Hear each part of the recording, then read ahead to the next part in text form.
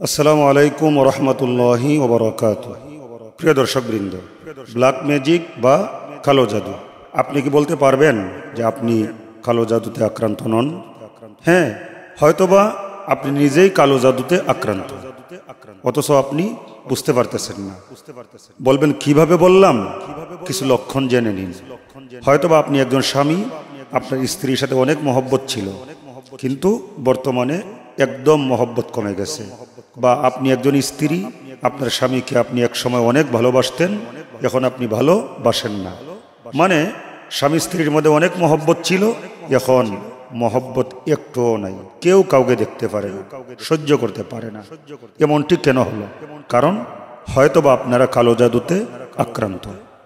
এমন অনেক পিতামাতা আছেন যারা এক সময়ে তাদের সন্তানদেরকে অনেক বেশি ভালোবাসতেন, কিন্তু এখন ভালোবাসেন না, কারণ হয়তোবা ওনারা কালো জাদুতে আক্রান্ত।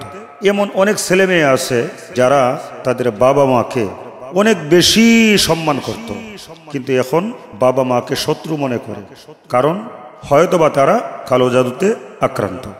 ঠিক এমনিভাবে ভাই বোনের মধ্যে মহব্বত ছিল, এখন নাই, হয়তোবা তারা কালো জাদুতে আক্রান্ত। দুইজন বন্ধুর মধ্যে খুব গভীর বন্ধুত্ব ছিল, কিন্তু এখন একজন আর একজনকে অনেক বেশি শত্রু মনে করে। কারণটা কি? হয়তোবা তারা কালো জাদুতে আক্রান্ত। তিনজন চারজন মিলে পার্টনারশিপে একটা ব্যবসা করেছেন, আপনাদের মধ্যে বিশ্বাস ভালোবাসার কোনো কমতি ছিল না, কিন্তু এখন একে অন্যকে বিশ্বাস করতে পারতেছেন না।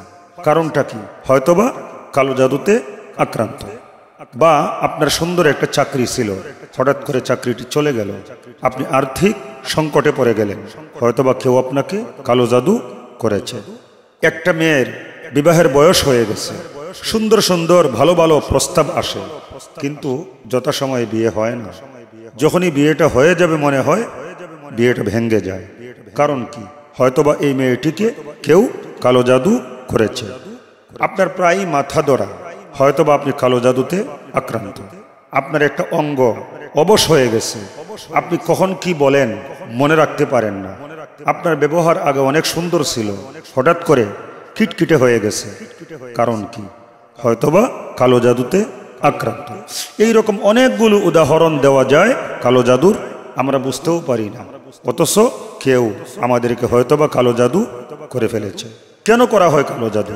কারণ একটাই, এই পৃথিবীর মধ্যে এমন কিছু নোংরা মন মানসিকতার অধিকারী কিছু নারী পুরুষ আছে যারা শুধুমাত্র নিজের কল্যাণ চায়, নিজের ভালো চায়।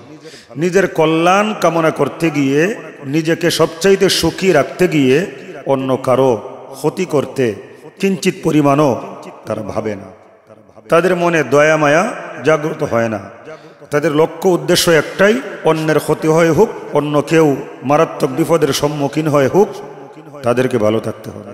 কিন্তু ইসলাম কি এটাকে অ্যাকসেপ্ট করে? মোটেই না। তো আসুন, কালো জাদু কি আসলে সঠিক? অবশ্যই সঠিক।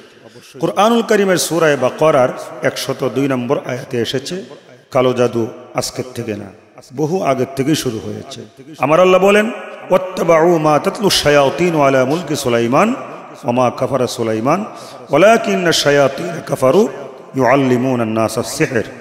সম্মানিত ভাইরা, হযরত সুলাইমান আলাইহিস সালামের জমানায় লোকেরা তা অনুসরণ করত, যা শয়তান পাঠ করত। কিন্তু ওমা কাফারা সুলাইমান, আল্লাহর নবী সুলাইমান আলাইহিস সালাম উনি কিন্তু কুফরি করেন নাই, উনি কাফের ছিলেন না, উনি একজন নবী ছিলেন। আমরা এই জায়গা থেকে প্রথমেই যে শিক্ষাটা পাই, যারা জাদুবিদ্যার সাথে সংশ্লিষ্ট, যারা জাদুবিদ্যা শিখে প্রয়োগ করে এবং যারা বিশ্বাস করে, তারা কুফরির মধ্যে নিমজ্জিত আছে।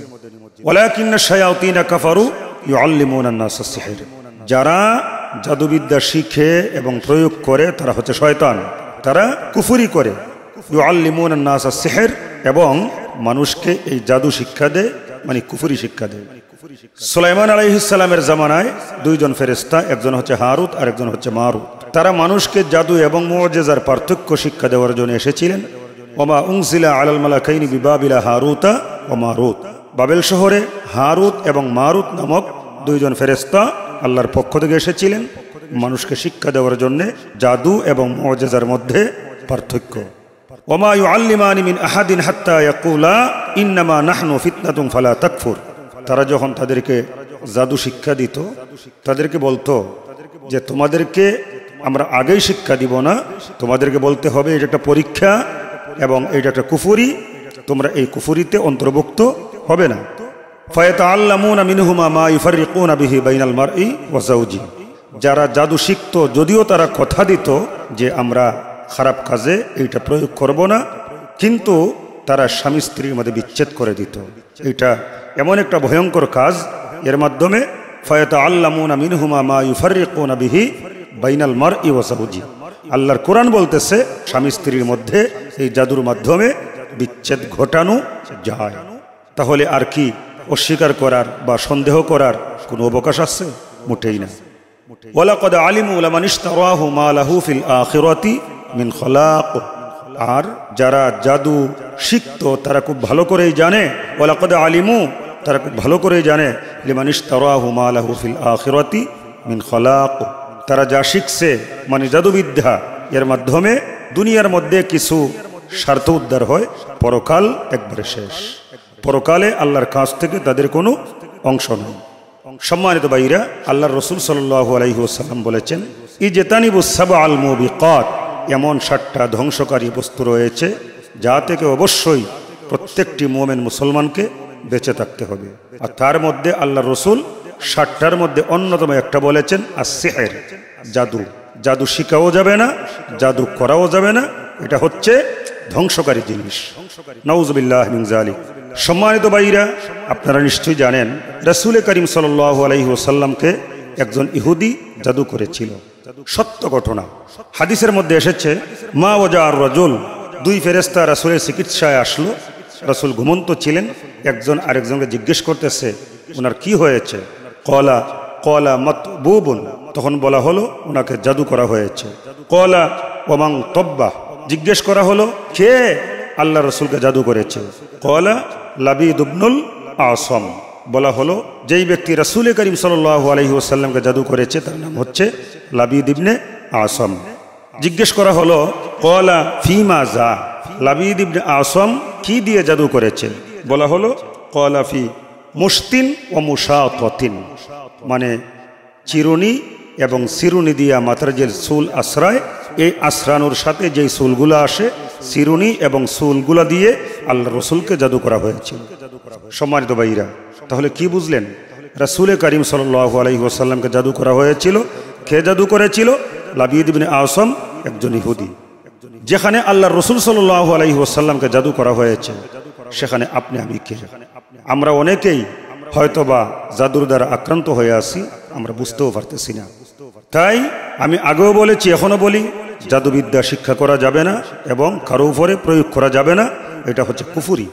রাসূল করিম সাল্লাল্লাহু আলাইহি ওয়াসাল্লাম বলেছেন, তিরমিজি শরীফের হাদিস, হাদ্দুস সাহিরি যরবাতুন বিস-সাইফি, যেই ব্যক্তি জাদুকর তাকে তরবারি দিয়ে শেষ করে দিতে হবে, হত্যা করতে হবে। কারণ সে নিজেও ঈমান থেকে দূরে সরে গেছে এবং তার দ্বারা অনেকেই ঈমান থেকে দূরে সরে যাওয়ার সম্ভাবনা আছে। এই জন্যে জাদুকরকে হত্যা করতে হবে তরবারি দ্বারা। আর আমরা তো জাদু বিশ্বাস করবই না যখন জানতে পারবো কেউ জাদুকর, তার কাছে আমরা যেতেও পারবো না। কারণ আল্লাহ রাসূল বলছেন, মান আতা কাহিনান আও সাহিরান ফাসাদ্দাকাহু বিমা ইয়াকুলু ফাকাদ কাফারা বিমা উনসিলা আলা মুহাম্মাদিন সাল্লাল্লাহু আলাইহি ওয়াসাল্লাম। জাদুকর, গণক, তারা যা বলে তা যদি সত্যও হয় তবুও তাদের কাছে যাওয়া যাবে না, এটা হচ্ছে কুফরি। মুহাম্মদুর রাসূলুল্লাহ সাল্লাল্লাহু আলাইহি ওয়াসাল্লামের উপরে যা কিছু অবতীর্ণ করা হয়েছে, আল্লাহ পাক স্পষ্ট জানিয়ে দিয়েছেন জাদুবিদ্যা হারাম। এই হারামকে বিশ্বাসও করা যাবে না এবং এই হারামের ধারে কাছেও যাওয়া যাবে না। সম্মানিত ভাইরা, জাদু করা হয় কি দিয়ে? অনেক সময় মরা মানুষের হাড় বা যে কোনো পশু পাখির গোশত বা যে কোনো পশু পাখি দিয়ে বা মানুষের ব্যবহৃত পুরাতন কাপড় দিয়ে, চুল দিয়ে, দাঁত দিয়ে বা পুতুল দিয়ে, বিভিন্ন জিনিস দিয়ে মানুষকে জাদু করা হয়। তো আমরা আজকের থেকে প্রতিজ্ঞাবদ্ধ হই, আমরা কোনো জাদুকরের ধারে কাছেও যাব না, তাদেরকে বিশ্বাসও করব না। কখন বুঝবেন আপনি জাদুগ্রস্ত? আমি একটু আগেও বেশ কিছু পয়েন্ট বলেছি, আরও কিছু পয়েন্ট আপনাদেরকে শোনাইয়ে দিই। আপনার এমন কোনো সমস্যা হয়েছে, শারীরিক সমস্যা, আপনি হাসপাতালে গিয়েছেন, ডাক্তার আপনাকে কিছু টেস্ট দিয়েছে, পরীক্ষা নিরীক্ষা করেছেন, কিন্তু কোনো রোগ ধরা পড়ে না, অথচ আপনি অনেক রোগী, অনেক অসুস্থ, কিন্তু পরীক্ষা নিরীক্ষা করার পরে দেখা যায় আপনার মধ্যে কোনোই রোগ নাই। ডাক্তার আপনাকে সুন্দরভাবে যথাযথভাবে চিকিৎসা করেছে, ডাক্তারের প্রেসক্রিপশন অনুযায়ী আপনি ঔষধ সেবন করেছেন, অথচ কোনো উন্নতি নাই। এক কথায় হাসপাতালে গেলেন, ডাক্তারের কাছে গেলেন, টেস্ট করলে ধরা পড়ে না, ডাক্তারের চিকিৎসায় উন্নতি হয় না, অথচ আপনি অনেক রোগী। বুঝতে হবে আপনি ব্ল্যাক ম্যাজিক বা কালো জাদুতে আক্রান্ত। এমত অবস্থা আপনি কি করবেন? যখন ডাক্তারের চিকিৎসায় কাজ হয় না, তখন দিনদার বুজুর্গ আল্লাহওয়ালা মানুষ যারা, ওনাদের কাছে যাবেন, আপনাকে ঝাড়ফুঁক করে দিবে। যেমন হাদিসের মধ্যে আসছে, আন্না জিবরিলা আতান নবিয়্য সাল্লাল্লাহু আলাইহি ওয়াসাল্লাম ফাকালা ইয়া মুহাম্মাদুশতাকাইতা। জিবরাইল আলাইহিস সালাম রাসূল করিম সাল্লাল্লাহু আলাইহি ওয়াসাল্লামের কাছে এসে জিজ্ঞেস করলেন, হে আল্লাহর রাসূল, আপনি কি অসুস্থ? ফাকালা নাআম। রাসূল বলেন, হ্যাঁ আমি অসুস্থ। তখন জিবরিল আলাইহিস সালাম রাসূলকে ঝাড়ফুঁক দিলেন। ক্বালা বিসমিল্লাহি আরকিকা, আমি আপনাকে আল্লাহর নামে ঝাড়ফুঁক করছি।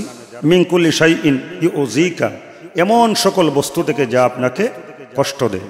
মিন শাররি কুল্লি নাফসিন, প্রত্যেক আত্মার অনিষ্ট থেকে আমি আপনাকে আল্লাহর নামে ঝাড়ফুঁক করছি। আও আইনি হাসিদিন, অথবা এমন প্রত্যেক হিংসুকের কুদৃষ্টি থেকে আমি আল্লাহর নামে আপনাকে ঝাড়ফুঁক করছি।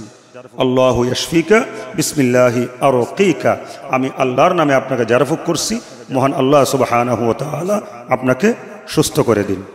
তাহলে আমরা এই দোয়াটা পরে নিজেরাও নিজেদেরকে ঝাড়ফুঁক করতে পারি। দোয়াটা কি? বিসমিল্লাহি আরকিকা মিন কুল্লি শাইইন ইউযিকা মিন শাররি কুল্লি নাফসিন আও আইনি হাসিদিন আল্লাহু ইয়াশফিকা বিসমিল্লাহি আরকিকা। এরপরে সকাল সন্ধ্যায় এমন কিছু আমল আমরা করতে পারি যেগুলোর বরকতে আল্লাহ রাব্বুল আলামিন ব্ল্যাক ম্যাজিক বা কালো জাদু থেকে আমাদেরকে মুক্ত করে দিতে পারেন ইনশাআল্লাহ।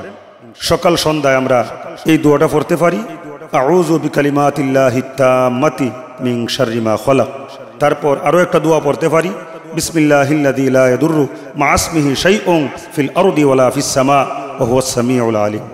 তারপর সূরা ফাতিহা, এর নামই তো হচ্ছে সূরা শিফা, মানে যেই সূরা পরে ঝাড়ফুঁক দিলে, যেই সূরার আমল করলে সমস্ত অসুস্থতা থেকে আল্লাহ রাব্বুল আলামিন আপনাকে সুস্থতা দান করে দিতে পারেন। সূরা ফাতিহার আমল করতে পারি।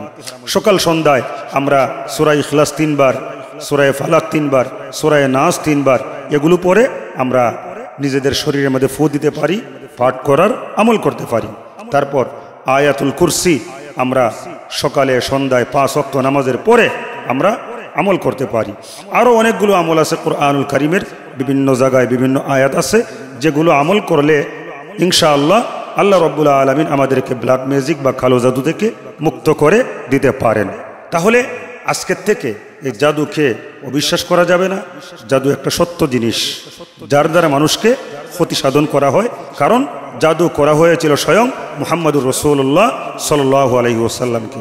সেখানে এই যুগেও লাবিদ বিন আসমের মতো অনেক অনিষ্টকারী আছে, বিভিন্ন জায়গায় থাকতে পারে, যারা আমাদের সুখের সংসার ভেঙে দিতে পারে, যারা আমাদের ভাই বোনের মহব্বত নষ্ট করে দিতে পারে, যারা আমাদের স্বামী স্ত্রীর মহব্বত ধ্বংস করে দিতে পারে, যারা আমাদের বাবা মা এবং সন্তানের মাঝে মহব্বত চিরতরে বিনাশ করে দিতে পারে, যারা আমাদের সুস্থ অবস্থাকে অসুস্থ বানিয়ে দিতে পারে, যারা আমাদেরকে বিভিন্ন বালা মুসিবতের দিকে ঠেলে দিতে পারে, যারা আমাদেরকে পাগল বানিয়ে, উম্মাদ বানিয়ে, অসুস্থ বানিয়ে অল্প বয়সে মৃত্যুর দিকে ঠেলে দিতে পারে। সম্মানিত ভাইরা, এজন্য আসুন এই কালো জাদু, ব্ল্যাক ম্যাজিক, এগুলোর থেকে হেফাজতের জন্য আমরা সবসময় সুন্দর আমলের সাথে জীবনযাপন করব, সবসময় কোরআন সুন্নাহর দোয়াগুলো আমল করব, এবং মাঝে মধ্যে আল্লাহওয়ালা বুজুর্গ যারা, ওনাদের শরণাপন্ন হয়ে ওনাদের কাছে গিয়ে ঝাড়ফুঁক করিয়ে আনবো। আল্লাহ সুবহানাহু ওয়া তাআলা আমাদেরকে সুস্থ থাকার, সচেতন থাকার, আল্লাহ রাব্বুল আলামিনের নৈকট্য অর্জন করার তৌফিক দান করেন। কালো জাদু থেকে আল্লাহ রাব্বুল আলামিন আমাদেরকে হেফাজত করেন। আল্লাহুম্মা আমিন। আসসালামু আলাইকুম ওয়া রাহমাতুল্লাহি ওয়া বারাকাতুহু।